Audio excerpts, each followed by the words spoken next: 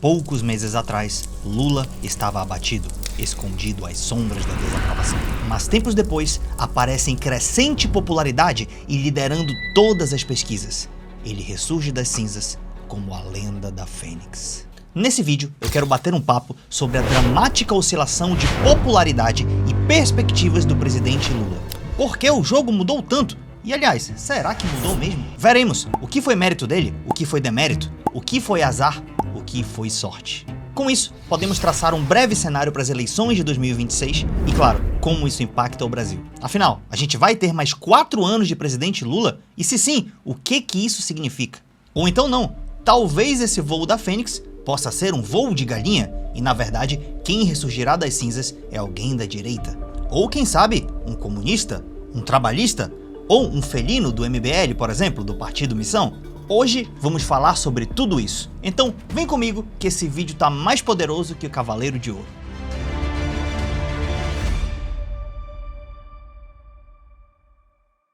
Bom, hoje vamos falar sobre o efeito Lula de Fênix, que didaticamente a gente chamou assim aqui em Investland. Aqui a gente viaja na maionese, traz tudo bastante didático, desenha na tela, talvez você goste do nosso estilo de ensinar. E claro, sem puxar saco de um político de estimação ou de uma caixa ideológica. Aqui a gente tenta analisar tudo tecnicamente. Bom, e o vídeo de hoje vai ser dividido em 5 pontos. O primeiro, o ponto de virada. Quando foi a virada na popularidade do Lula e por que ela aconteceu? O segundo ponto refere-se aos erros e acertos que o Lula cometeu e também os adversários que cometeram muitos erros e acertos. A gente pode falar um pouco de sorte e azar aqui também, tá? E falando em adversários, a gente vai ter o terceiro ponto, que é: os adversários do Lula, sejam do campo da direita, da esquerda, do centro, são viáveis para o próximo ano? Que perspectivas a gente pode ter a partir disso? O quarto ponto será: como vai a economia? A economia do Brasil vai bem? Vai mal? Ela vai bem em qual sentido e vai mal em qual sentido? Porque a economia sempre é um jogo-chave em qualquer eleição. E o quinto e último ponto: o que esperar do futuro? Seja se o Lula for eleito ou se eventualmente ele não for eleito, eu vou dar um pouco da minha opinião sobre isso. Começando então com o tópico 1, o ponto de virada na trajetória do Lula. O que aconteceu e por que isso não aconteceu antes, tá? Eu preparei alguns gráficos de pesquisas aqui para vocês, tá? Material exclusivo de Investland, claro que a gente trouxe isso aqui de fontes oficiais. Aqui, por exemplo, a Atlas Intel, e depois eu vou mostrar uma outra pesquisa curiosa também para vocês, tá? Pesquisa não é profeta, pesquisa não é 100% precisa, mas é o dado mais uniforme da realidade que a gente tem para analisar, tá bom? Então, primeiro a gente vai ver o histórico de aprovação do Lula, tá? Começando desde 2024. Então, na sua tela, o gráfico de aprovação do Lula em relação ao tempo. Você pode ver que em janeiro de 2024 ele estava moderadamente bem e depois ele caiu bastante a sua popularidade. Isso reflete, obviamente, no índice de desaprovação também, que eu vou colocar na tela agora, tá? Você vê que a desaprovação do Lula foi basicamente uma relação inversa à popularidade dele, tá? Isso aqui é atualmente, mas depois a gente chega lá. Bom, Daniel, o que aconteceu para a desaprovação do Lula cair muito? Vamos pegar só o gráfico aqui de aprovação, tá? O de desaprovação é o contrário desse. O que aconteceu que a aprovação dele caiu muito no ano passado e ela se manteve muito baixa até basicamente abril ou metade do ano de 2025. Cara, todos os governos, eles passam por algo que é uma desaprovação natural. Dificilmente alguém sai com a popularidade maior do que entrou. Então o Lula tinha um certo índice de aprovação, então essa aprovação veio caindo. Eu acho que ela caiu mais do que a média. Aí já entra também deméritos do governo. Você vai ver que a gente vai criticar o Lula quando for preciso e vai elogiar também nas partes que ele acertou. Então o governo teve muitos deméritos e em alguns casos ele estava até correto na pauta, mas a forma de se comunicar estava errada. Em outros casos ele estava errado na pauta também. E esse vídeo eu não vou entrar exatamente que pauta eu considero certa e que pauta eu considero errada, tá? E até porque vai dar um vídeo de 2 horas então. Mas tenta entender pelo menos o macro da lógica, tá? E de como as pessoas enxergaram essas pautas. Bom, primeiro que a parte de comunicar do governo era muito ruim. Inclusive eles contrataram um Sidônio, que é um marqueteiro. Esse foi um acerto, mas ele já veio mais agora recentemente, tá? E antes a comunicação do governo era muito ruim, muito analógica. A esquerda, como geral, não tinha aprendido a estar nas mídias digitais. Agora está aprendendo, de um tempo pra cá. Está crescendo, inclusive. E o PT era muito dinossauro. Inclusive ainda são um pouco. Eles estão melhorando nisso. E aí a junção de uma comunicação ruim com pautas que são altamente questionáveis, ou então mesmo que forem certas, tem alta desaprovação popular, você vai se ferrar muito. Por exemplo, a gente sabe que foi uma pauta do Lula e uma pauta do Fernando Haddad, a justiça social e a justiça tributária. De verdade, eu acho que o Lula tem essa vocação, ele sempre fala disso, de justiça social e tudo mais. Mas assim, tem caminhos para você fazer isso, né? Então o que ficou claro na comunicação no começo? Que aparentemente o governo só queria subir impostos e queria só ferrar o pobre. E mesmo às vezes que o governo isentava os pobres, por exemplo, a tabela do imposto de renda foi ajustada de R$ 1.900 para cerca de R$ 2.900, R$ 3.000. Então isso foi um benefício muito grande Nos 4 anos do Bolsonaro não teve esse reajuste, nos anos do Temer não teve esse reajuste, e o pessoal culpa a pandemia, mas no primeiro ano do Bolsonaro também não teve esse reajuste. E o governo Lula fez isso. Então isso é uma pauta boa. Mas do outro lado, ele estava subindo impostos em outras áreas, por exemplo, a famosa taxa da blusinha, os fundos offshore, taxa rico e etc. E aqui tem um problema muito grande. Primeiro que o lance da pauta da blusinha não é mérito ou culpa só do governo. O Congresso aprovou ali por quase unanimidade. O varejo brasileiro pediu para que os impostos fossem aumentados, senão o varejo brasileiro ia se ferrar. Eu, Daniel, sou inclusive a favor de você regularizar. Tava tendo muito contrabando internacional, tá? Isso tava matando o varejo aqui mesmo. E se você falar, mas o certo então era tirar impostos das empresas aqui. Aí elas podiam competir com as empresas de fora. Tu já fez essa conta? Tá bom, baixa 10%, 15%, 20% dos impostos das empresas daqui. Ainda assim, não compete com o valor de lá, cara. Uma coisa é você desonerar a empresa e outra coisa é você taxar o produto final quando vem de lá. Essa conta é muito diferente se você nunca fez, tá? Além disso, você desonerar aqui, você vai arrecadar menos ainda, o déficit é maior, os liberais já ficam malucos, né? Enfim, então, muita gente era a favor disso, mas a maquetagem fez isso cair no colo do Lula e do Haddad. E eles não sabiam se defender, tomaram na cara. Outra, isentaram o imposto de renda, começando de 1.900, depois foi até quase 3.000, não souberam comunicar, tomaram na cara. E só ficou a história de que eles aumentam o imposto e fazem gastos, quando na verdade a maioria dos gastos já tá super vinculado ao orçamento engessado. E desde o Bolsonaro pra cá a gente tem um orçamento do Centrão agora, né? Que o Congresso sequestrou uma parte do orçamento relativa, 50, 60 bilhões de reais. Antes era orçamento secreto, né? Agora não é mais tão secreto assim, apesar de, a meu ver, ainda ter corrupção, né? No Bolsonaro tinha, no Lula tem. Esse orçamento do Congresso pra mim é uma esquizofrenia. Presidente de esquerda e de direita tendem a se prejudicar com isso, tá? Então é uma desvantagem. Então ele tem um orçamento, e se fosse um presidente de direita, ele também teria o mesmo orçamento, muito engessado, e uma parte dele está com o Congresso, tá? Em formato de emenda parlamentar. Então nada disso o governo deixou claro para a população. Fora as medidas que também eles colocaram em horas erradas. Então, por exemplo, a Janja no começo do mandato, mas a primeira-dama não é o presidente. Mas tudo bem, mas tá junto. Se o Ciro Gomes foi eleito um dia, a Gisele, a esposa dele, falar errado a gente critica, a esposa do Tarcísio, seja lá quem for. E a Janja no começo do mandato falou o seguinte, pegou o Elon Musk, que era parceiro do Trump, os Estados Unidos, nosso segundo maior parceiro comercial, mandou o Elon Musk pra F. Agora me pergunto, pra quê? Mas eu não gosto do Elon Musk, não sei o quê. Meu irmão, mas você é a esposa do presidente da República. Você está representando o Brasil. Pelo menos o seu marido está. Pra que você vai criar inimizade? Ela faltou aula com o próprio Lula, porque o Lula tem essa manha aí de, não, eu falo com ele, meu brother e tal, ele tem essa manha de no final levar pra mesa de bar. Agora a Janja não, ela fazia o janjismo, né, como muita gente criticava. Ficava falando frases polêmicas. Pra quê? O lema do governo não era união e reconstrução? Então você quer ser mais tóxico, é isso? Fora que no começo também, o Lula tava com uma certa carga de toxicidade. Ele criticava muito a galera do Banco Central, botava muita culpa no Banco Central, no Roberto Campos Neto. Aí depois veio o Galípolo, que ele indicou, tá fazendo mais ou menos a mesma política monetária, de um juro super alto, que eu sou crítico, inclusive, né? Então isso é uma crítica ao que o Lula estava fazendo, tanto pela lógica do sistema, né? Que a gente pode falar isso mais no final, mas também pelo jeito tóxico que ele se comportava. Então, poxa, já que o Gabriel Galípolo está fazendo o mesmo, deixava um ambiente de mais união e reconstrução, sem você criticar tanto o presidente anterior. Ou então, já que criticou o anterior, critica o atual também. Por quê? Eles estão fazendo basicamente a mesma coisa. Então, não pode ser 2 pesos e 2 medidas. Então, o governo teve essas confusões. Teve acerto também? Obviamente, teve acerto e tudo mais. Mas, então, o jogo virou, tá? Segundo as nossas pesquisas, o jogo virou aqui em julho de 2025. Dá uma olhada como subiu. Eu tenho aqui também uma pesquisa, tá?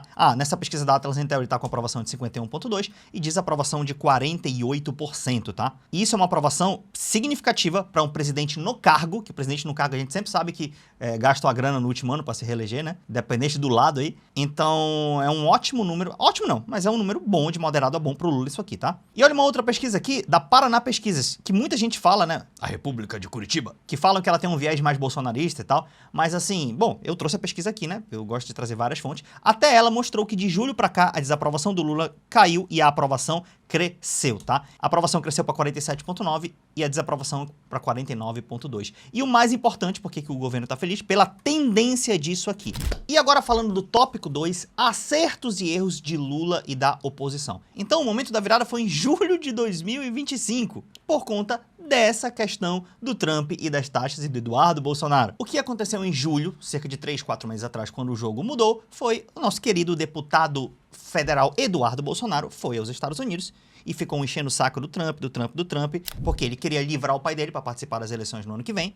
Então eles estão tentando manobras jurídicas para isso. No Brasil estava difícil. Ele foi lá para ver se ele acha um machão maior que botasse medo no Brasil. Ou seja, foi meio que ser vassalo, né? Para mandar lascar o Moraes aqui, lascar o Brasil, o Lula, enfim. E aí ele pentelhou tanto, o Trump tava esse negócio de taxar todo mundo mesmo, O Trump olhou e falou, beleza, Brasil, Bolsonaro, meu amigo, vou taxar então em um valor maior. E aí, o Bolsonaro gravou esse vídeo, Eduardo, falando da tarifa Moraes, todo orgulhoso que ele tinha feito isso, ele e o Paulo Figueiredo, jogando contra o próprio país.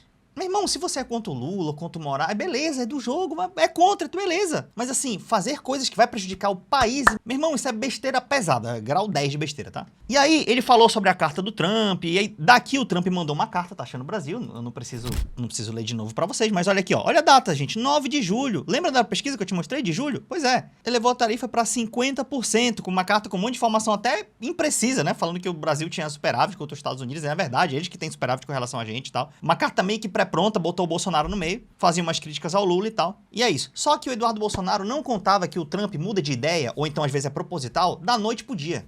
Ele não tem amigos, não. Ele tem pessoas que ele quer, naquele momento, se aproveitar, e ele se aproveita. Tá no livro dele, The Art of Deal.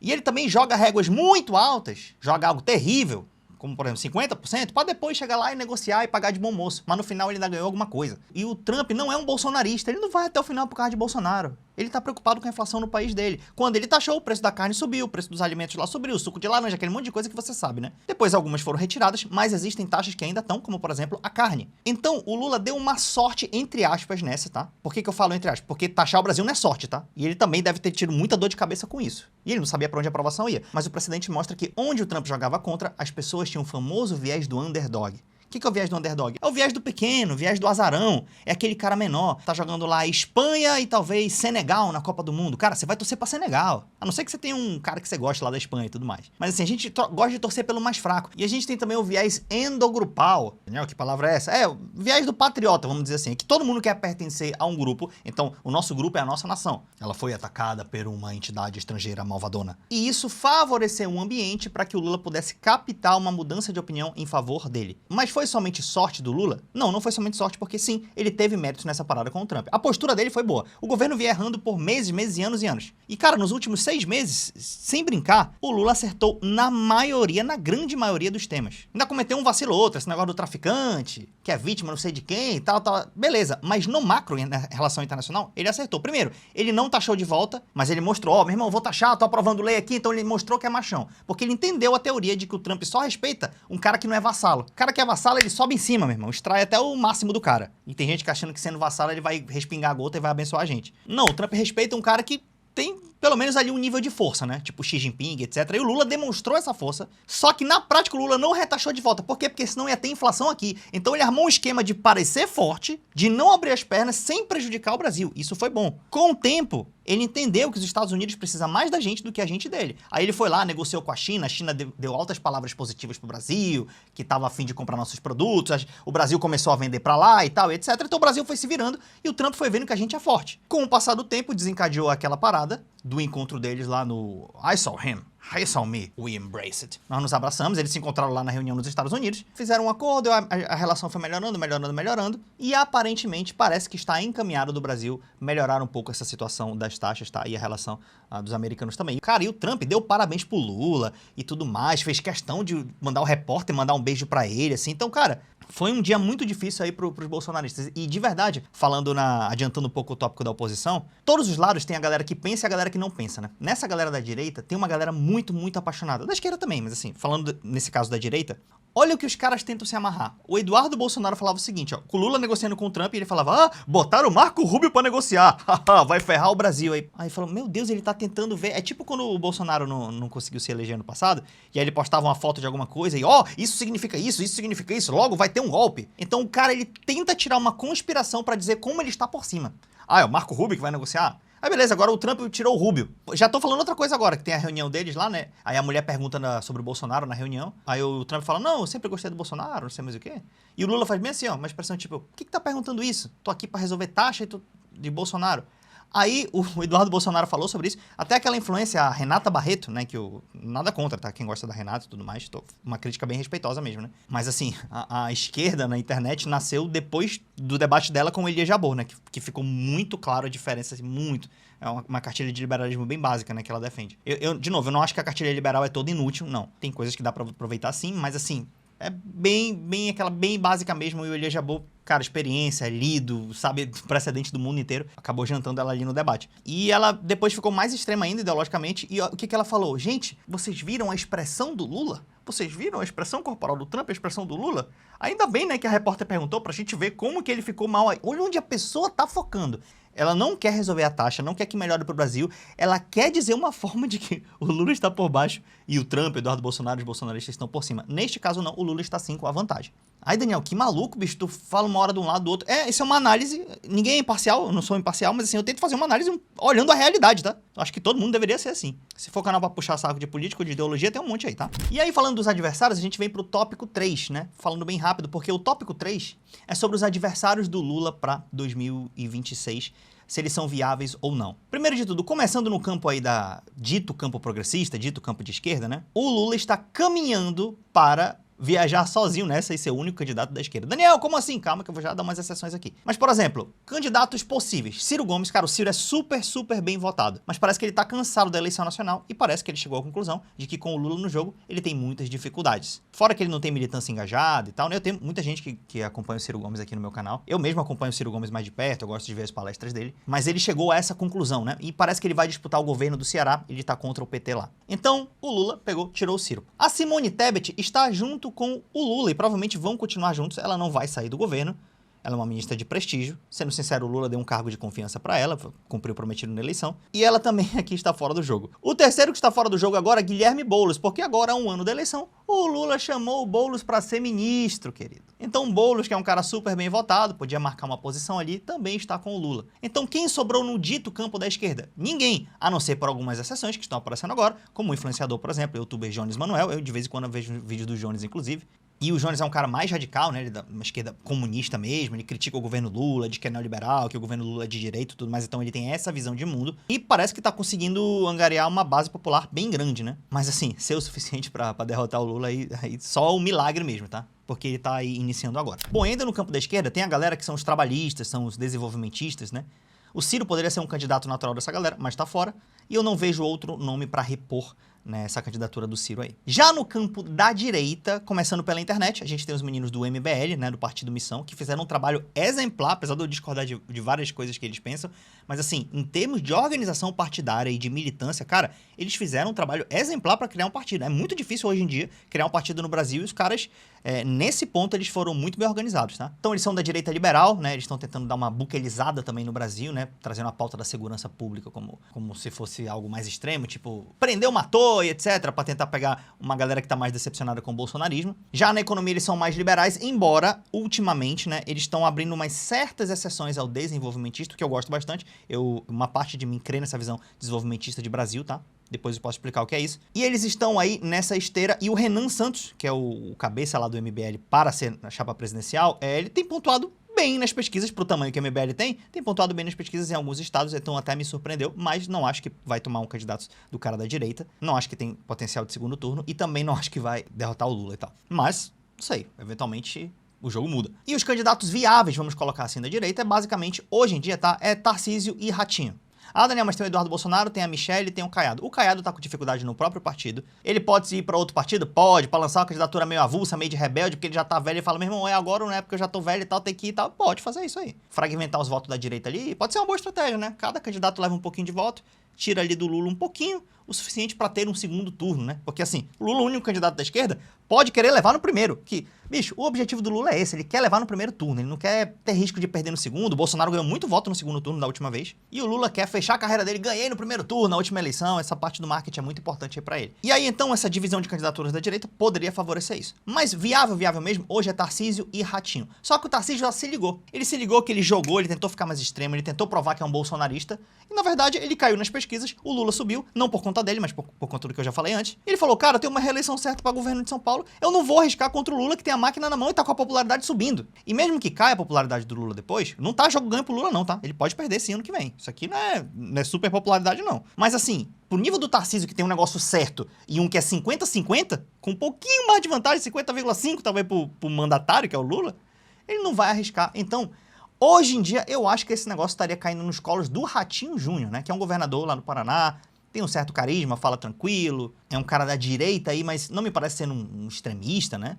parecem um pouco mais moderado e tem uma boa aprovação no Paraná. É também da Caixa neoliberal e tal, que a gente vai já falar sobre isso, porque que eu falo tanto do neoliberal. Mas assim, eu acho que cairia no colo dele porque ele é o segundo melhor candidato da direita, então pode acabar caindo pra ele. E Daniel Ratinho pode ganhar a presidência? Pode.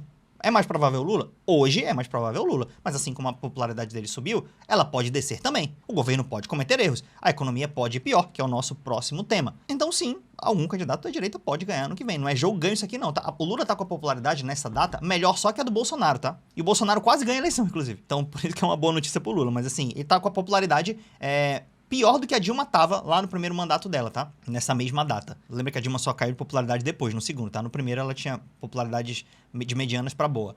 E ela foi reeleita, né? Com uma pequena margem, mas foi reeleita. Então tá ok pro Lula, mas não tá ganho. Bom, indo para o nosso quarto ponto, e a economia, Daniel, ela vai bem? Porque isso é muito decisivo na hora de se eleger. Por exemplo, a economia dos Estados Unidos ia bem, só tinha um indicador que estava ruim, a inflação. E eu aprendi que inflação alta ou PIB caindo, tira presidente do poder. Tira presidente. Apenas um dos dois. Se você pegar um PIB ruim e a inflação não estiver tão alta, você provavelmente vai perder a eleição. A não ser que seja uma crise sistêmica, que a galera entenda e etc. O que está acontecendo no mundo. E outra coisa, se você tiver inflação, se não for algo sistêmico do mundo inteiro, ou às vezes até se for algo sistêmico do mundo inteiro, como era a pandemia, o Biden ainda pegou um resto da pandemia, né? E dos estímulos que o Trump fez e que ele fez também, mas que foi necessário na pandemia. A inflação foi mais alta um pouco que a média nos Estados Unidos. E o Biden perdeu a eleição, no caso a Kamala Harris, a vice dele. Então, a economia do Brasil, qual é o fato? O fato é que a economia do Brasil não está ruim. Eu não vou usar a palavra boa, a economia está boa, porque pra mim a economia boa é uma economia que está indo pro futuro, que está crescendo, que quer se desenvolver. Então, boa eu não sei se é a palavra correta, mas podemos dizer que a economia não está ruim, isso é um fato, até porque vamos aos números. O desemprego no Brasil está em números baixos. E qualquer métrica que você queira, mas eu manipulou o desemprego, desde o Bolsonaro e tal, use qualquer métrica, é só o anterior e você vai ver que o desemprego está em números bons, em relação ao nosso país, é óbvio. 2, a inflação está na casa dos 4%, está menor que 5%. A média da inflação é 6%, tá? E a gente está com inflação de 4,7, 4,6 dos últimos 12 meses, tudo bem? Pelo menos o Boletim Foco está prevendo que a gente vai fechar isso aí em dezembro. O PIB vem crescendo de maneira ok, né? Acima de 2%, alguns anos 3%. Poxa, o Brasil não crescia isso há um bom tempo. Ainda acho insuficiente? Sim, mas é melhor crescer 2, 3 do que não crescer nada, né? Que a gente passou aí cerca de 10 anos, basicamente quase não crescendo nada de média. Um dos únicos dados negativos que a gente tem na economia é a taxa de juros, que está extremamente alta. E claro, isso impacta no endividamento das famílias e também do governo. Então esse ponto eu sou bastante crítico, tá? Mas outro ponto positivo também, o dólar. O dólar, se você pegar um gráfico, o dólar está basicamente estável há 5 anos. O dólar está cerca de 5,30, 5,40. 5 anos atrás, ele estava mais ou menos nesse valor também, né? Ele subiu na pandemia, chegou aí na casa desse valor, e de lá para cá ele vem mantendo esse valor não em linha, ele chegou a 6,30 com aquela história da Trump Trade, que não tem nada de risco fiscal. O risco fiscal, o governo não paga as contas, os influencers e YouTube ficam falando que é isso. Agora não mudou nada o risco fiscal. Estão até falando que vai estourar o risco fiscal em 2027, né? Por que o dólar tá 5,30? Então, explica. Então tu que é youtuber, raciocina. Se fosse risco fiscal, e tu tava falando que 2027 vai estourar o orçamento, por que o dólar tá 5,30 agora? Então não era o risco fiscal, era a Trump Trade e tal. A galera é muito fiscalista e tal. Eu sou em algumas áreas, vou já dizer o que é. Então o dólar tá estável há 5 anos e a bolsa, né, que muita gente gosta, eu gosto da bolsa, por exemplo, está em recorde. A bolsa tá no recorde nominal, na data que eu gravo, 148 mil pontos. Pô, as igrejas não foram fechadas, não virou a Venezuela, então ficou longe da expectativa da Venezuela. De novo, eu não vou falar que a economia está boa, porque a minha régua é alta para isso. Mas dizer que a economia está ruim seria injusto, né, com o que a gente está vivendo. Então, neste ponto, se terminar como hoje, é ponto favorável ao Lula, creio eu, tá? A economia estar moderada, vamos dizer assim. E o último tópico é sobre a visão de futuro, se o Lula for reeleito ou se ele não for eleito. E eu gosto de dividir esse tópico não em pessoas, de verdade mesmo, mas em projetos. Hoje, a gente tem basicamente 2 tipos de doutrina macro que a gente percebe. Tem a galera que são os neoliberais ou liberais e tem os não neoliberais, que são anti isso, né? Que aqui tem uma galera e aqui dos liberais tem uma galera também. Então, a meu ver, o Lula e o Fernando Haddad, eles praticam algumas coisas da cartilha neoliberal, tá? Eu sei que a galera da esquerda, os comunistas, vão falar, o Lula é neoliberal puro e etc. Puro não é não. Senão não tinha mantido o Bolsa Família, não tinha feito esse negócio do Vale Gás, tinha isentado um monte de rico aí, em vez de isentar pros pobres, tinha dado mais isenção para rico, tinha feito um monte de coisa. E aqui no Trickle Down Economics, que é melhorar a vida do rico para respingar e melhorar a vida do pobre. Então, sendo justo, não é uma cartilha neoliberal completa. Mas em outros pontos ele é sim, né? O tripé macroeconômico, o superávit primário, que o Haddad é doido, e tem superávit e superávit. Eu vou te falar por isso. O Haddad tá doido atrás disso aí. Vamos fazer um multilateralismo, vamos tirar imposto aí do mundo inteiro, que a gente vai negociar, principalmente agro, né? Crer muito no que a vantagem competitiva do Brasil, que é o agro, vai fazer você enriquecer. E tem um vídeo meu no canal que eu falo, por que o agro nunca vai enriquecer o Brasil? O agro é importante? Pra ser o goleiro do time. Então você não pode jogar sem goleiro, beleza. Mas agora, tu querer encher o teu campo inteirinho de goleiro e achar que vai ficar rico, não vai, tá? Então, ele puxa muito essa sardinha pro agro e tal, pra vender commodity aí pra fora, e acha que o Brasil vai ficar rico com isso. Então, a meu ver, ele tem um pouco dessa parte da cartilha neoliberal, que eu não acho que o Brasil pode ficar rico com isso. Talvez o neoliberalismo pode servir, sei lá, o país está com hiperinflação, eventualmente você pode pegar um pedaço de uma cartilha neoliberal e fazer a inflação do país baixar, né? Do outro lado, você pega uma cartilha desenvolvimentista, você investe na economia, em atividades produtivas, para aumentar a capacidade de oferta da economia e aí você exportar mais e trazer dólares. Então você podia pegar um pouco de cada cartilha, né? Entendendo que ninguém é 100% dono da verdade sempre. Existe essa galera. E no outro campo não neoliberal, né? Porque aqui, Ratinho Júnior, Eduardo Leite, Tarcísio Gomes, todo mundo quer essa cartilha, que é o seguinte: se eu diminuir os custos do Estado e a gente começar a ter superávit, o que vai acontecer? Vai vir dinheiro internacional. A galera do internacional vai olhar e vai falar, olha, ele está fazendo a cartilha do bom moço internacional. O Estado dele gasta menos do que arrecada, olha só. Logo, o Estado com superávit, vou mandar todos os meus dólares para lá. E eles creem que com isso o Brasil ficará rico. Sério, você vê isso por toda a internet. Hoje mesmo eu vi um vídeo de um canal gigantesco de economia e finanças, investimento, falando disso aqui. Eu falei, cara, até o Milei crê nisso, né? O Milei, beleza, o Milei não fez superávit primário, ele fez superávit nominal. Pergunta, choveu dólares na economia argentina? Não, porque essa não era a causa. Não tô falando que todo déficit é bem-vindo, não, tá? Mas assim, não era a causa, ele fez o superávit nominal, cara, e não jorrou dólar lá. Ele foi prestar dinheiro do FMI, agora ele prestou dinheiro do Trump. Cadê os dólares? Então o problema não está resolvido, cara. Você quer uma prova mais clara? Além disso, vem aqui comigo. Os Estados Unidos e a China operam em déficit há 40 anos. 40 anos. Ó, Daniel, mas a poupança interna da China é melhor do que a nossa. É, mas a poupança dele veio a posteriori do investimento estatal. Boa parte dela, tá? Não toda, boa parte dela. Desde a época do Mao Zedong, até passando pelo Deng Xiaoping, é só você ver, já tem gráfico que eu fiz estudando aqui, o nível de poupança interna da China crescendo, tá? Então, boa parte da poupança, o Estado investiu antes, gerou riqueza para a economia e a poupança interna foi feita depois, tá? Além disso, o sistema financeiro lá é estatal, tá? Então, assim, não é déficit, não. Cara, um investidor, eu, por exemplo, Daniel, tem um país lá, e aí, beleza, esse país tá com superávit primário de 0,5%. Pô, ano que vem ele teve déficit de 0,3%. Eu não tô nem ligando pra isso, cara. Os estados funcionam mais ou menos assim mesmo. É pelo contrário. Se tiver um país que fala assim, ó, meu irmão, agora o país vai ter um déficit de 1% do PIB. Eu falar, tá, beleza. Aí o país fala assim, não, mas a gente vai investir agora no futuro aqui da tecnologia e tudo mais e, cara, vai crescer muito. Eu, Daniel, vou falar assim, cara, eu vou botar meu dinheiro lá então, porque vai crescer bastante e eu vou me rentabilizar. Ah, mas o estado está com 0,5% de déficit primário. Ah, meu irmão, tu acha mesmo que o investidor olha pra isso? Olha os outros canais do YouTube aí. Quando eles falam pra investir na China, nos Estados Unidos, eles estão ligando em déficit primário? Eles estão ligados se tem um mercado. É mais provável, olha só, eles investirem lá se eles descobrirem que o Estado está injetando dinheiro do que o contrário. Então, assim, não é o fiscalismo que faz as nações se desenvolverem. Fiscalismo é importante? É, em uma parte. Essa é a regra da austeridade, né? Que o pessoal fala, tem que ser austero e vai chover dólar aqui. Não é isso, tá? Então, por exemplo, onde você tem que ser austero? Em gastos comuns do Estado. Gastos de conta de luz, de água, de telefone, salário de funcionário, verba de gabinete, uma parte da segurança, uma parte dos custos militares. Esse tipo de gasto mais corrente do Estado, aí tudo bem, você não precisa ter déficit nisso. Tá? Eu não sou a favor de todo tipo de déficit, não. Tem gente aí na internet que, déficit é bom. Ou então, não, déficit nenhum importa, a gente se financia na própria moeda. Beleza, financia, mas tem déficits e déficits, tá? Agora sim, cara, eu não tenho problema nenhum com déficit para investimento. Eu vou dar exemplo para vocês, tá? Se a gente opera em déficit 2% do PIB, 3% do PIB, por 5 ou 10 anos seguidos, conscientemente, com projeto de nação, a gente está investindo em farmácia, ciência e tecnologia. Farmácia, por exemplo, o PIB da Dinamarca cresceu por causa de um medicamento, o Ozempic, que tu aplica aqui, ó, para emagrecer.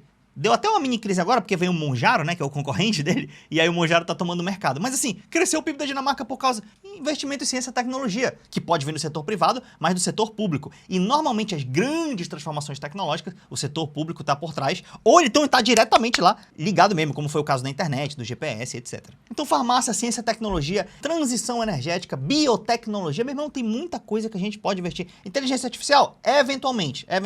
Mas assim, dá pra fazer, cara, a parte de educação, a parte de educação técnica, a gente pode investir nisso também. Fora a parte de compras governamentais, de um lado você investe para formar técnico, do outro você ajuda empresas privadas com compras governamentais. Os Estados Unidos faz isso direto, que tu acha que é o livre mercado, ou pelo menos tu não acha, muita gente acha, né, que ficou rico assim. Então, cara, essa coisa de achar que o Estado é inimigo do setor privado não é assim. Eu vejo um monte de comunista achando que o setor privado é o vilão.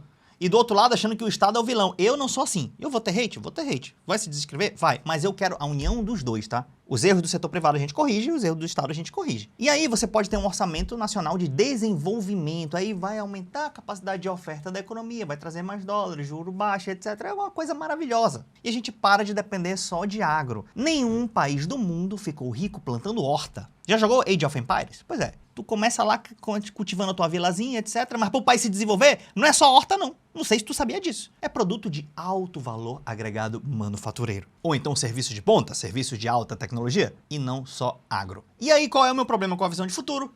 Desde o Lula pra cá, pra direita, a gente tem vertente do neoliberalismo. O Lula é o mais light, tem essa galera mais forte aqui, que isso vai diminuir o custo do Estado e acha que a gente vai ficar rico. E eu, Daniel, não creio nisso. Ah, Daniel, mas não tinha que ter um corte de gasto? Eu acho que, como valor simbólico, o Lula ou qualquer presidente poderia, sim, cortar algumas coisas do Estado, mas como valor simbólico mesmo. Super salário, essas distorções bizarras, super isenções, você corta isso. Lembra, eu não sou a favor de qualquer gasto não, tá? Então você corta isso, mostra pro povo, faz o bom marketing, está cortando na carne, etc e tal. Mas aí depois você pega do outro lado, ó, estamos investindo para crescer. Esse é o combo ótimo para mim. E aqui nessa galera da esquerda desenvolvimentista não tem ninguém. Aí tem lá no comunista o Jones Manuel, mas eu não sou comunista, eu não entendo direito a proposta de revolução comunista, não tem uma proposta na verdade, não. Vai rolando, e vai rolando, e vai rolando, e vai rolando. Então assim, mas ele é o único cara que critica com lógica essa cara do neoliberalismo, mas a solução que ele apresenta não é muito clara, então eu gosto de olhar precedente. Tipo assim, ó, vamos fazer isso baseado nesse país, baseado nesse país, baseado nesse país, e o plano é esse, o plano é B, o plano é C, o plano é D. O mercado financeiro vai ser assim, isso vai ser assim, isso vai ser assado e tal, tal, tal. Um plano concreto, tá? Ah, mas o plano vai surgindo. Beleza, depois que surgir a gente vai analisando. Essa é a vantagem, por exemplo, do Ciro Gomes, que tinha um projeto, do MBL, que tem um projeto que você consegue ler, e até dos neoliberais, que tem um projeto que você consegue ler a lógica do Estado, ou o Milei, que tinha um projeto, e você pode discordar, mas ter um projeto é importante, tá? Melhor do que fazer só críticas. Então, eu gostaria que essa caixa de desenvolvimentista estivesse com mais gente. Por enquanto só tá o Jones, mas vamos ver se aparecem mais pessoas no futuro. Mas por enquanto, eu como cara de mercado, continuo ganhando dinheiro aqui com ações, renda fixa, fundo imobiliário. E eu acho que você deveria ser pragmático e independente do governante ou do modelo que nos governa, fazer isso também. Espero que você tenha gostado do vídeo, um super abraço, até a próxima.